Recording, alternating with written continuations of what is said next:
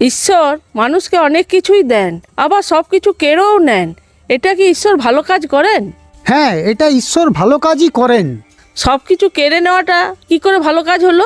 দেখো, তোমাকে একটা কথা বলছি। ভগবান শ্রী রামচন্দ্র রাজসিংহাসনে বসতে যাবেন, ঠিক তার আগে মাতা কৈকেয়ী তার কাছ থেকে রাজ সিংহাসন কেড়ে নিলেন এবং তাকে 14 বছরের জন্য বনবাসে পাঠিয়ে দিলেন।